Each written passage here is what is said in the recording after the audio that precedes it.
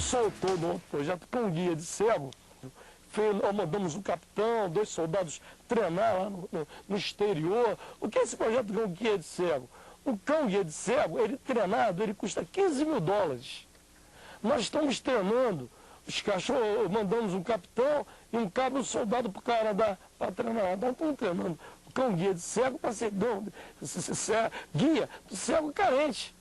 Brasília, ele é um pouco complicado, porque ela tem muitos obstáculos, né? Em Brasília, muita escada, né? Foi uma cidade projetada, super bem projetada, mas na época acho que eles não se preocuparam, né? Acho que nem, né, não tinha essa preocupação que o pessoal tem hoje com deficiente. A minha expectativa é assim, do cão me ajudar, me locomover melhor, né? E com mais agilidade para ir de um lugar para o outro, né? Porque a dificuldade para a gente é muito grande. As outras dificuldades, para andar, né? Precisa de um acompanhante, é difícil o acompanhante, né? A gente tem liberdade logo, a gente quer estar livre, andando aí na rua, tranquilo, sem se machucar.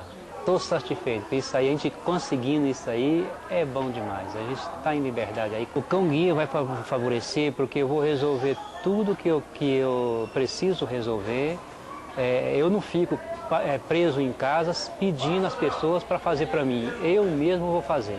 Eu saio, vou, resolvo meus negócios, vou onde eu preciso, vou no hospital, vou no banco, vou aonde for necessário com o cão guia. Então isso daí vai ajudar demais da conta. E vou até para o meu serviço trabalhar, vender minhas coisas que eu vendo, eu posso sair na rua, vender, o cão guia está junto, eu posso andar. Aí tira a gente da prisão de dentro de casa, que o deficiente, eles pensam que o deficiente tem que ficar preso. Aí então o cão guia é bom, que joga a gente para a liberdade. A gente vai trabalhar e vai cuidar dos negócios da gente.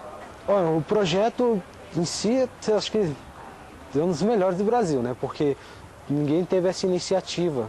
Foi do deputado Rajão. Criou o projeto do cão guia para os deficientes, todos os deficientes, carentes, para todos, né?